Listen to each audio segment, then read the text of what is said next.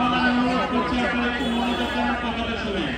পিছনে যারা যারা আছেন, স্টেজের পিছনে যারা যারা আছেন তাদেরকে আমি অনুরোধ করছি তারা দয়া করে একটু সামনে আসবেন।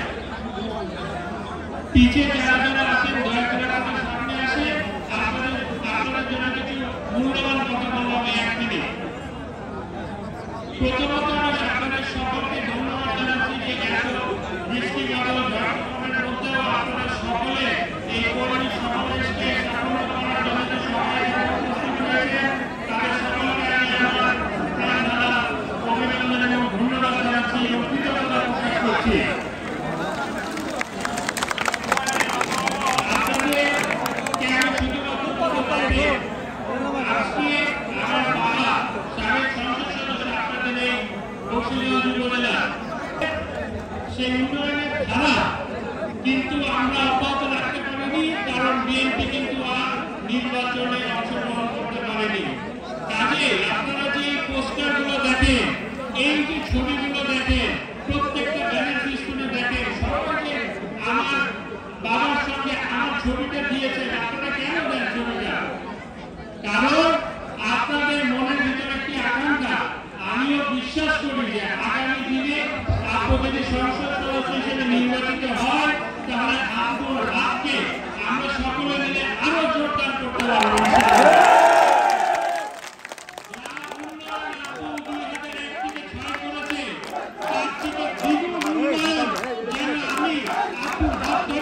একসঙ্গে আপনাদেরকে নিয়ে সকলে করতে পারি সেই আকাঙ্ক্ষা নিয়ে আপনারা সকলের কাছ থেকে নিতে।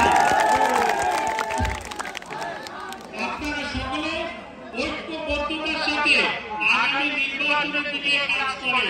আমি সমস্ত কর্মী ভাইরা যারা যারা এখানে আছেন, বোনেরা যারা যারা আছেন, সকলকে অনুরোধ করব নির্বাচন মুখী হন আপনারা, নির্বাচন কেন্দ্রিক কাজকর্মে লিপ্ত হয়ে যান আপনারা, যেন আগামী দিনে আমরা সুন্দর একটি নির্বাচনের মাধ্যমে আমার বাবাকে জয়যুক্ত করে আপনাদের মাঝে তাকে আবারও প্রতিনিধিত্ব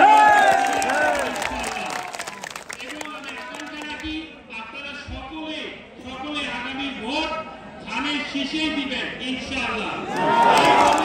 আমি আপনাদের সকলকে ধন্যবাদ জানাচ্ছি, আপনাদের সকলের সুস্বাস্থ্য কামনা করছি এবং আমাদের পরিবারের জন্য, আমার বাবার জন্য, আমাদের সকলের জন্য, এলাকাবাসীর জন্য, সকলের জন্য দোয়া কামনা করি এবং আপনাদের সুস্বাস্থ্য কামনা করে আমি আমার বক্তব্য শেষ করছি।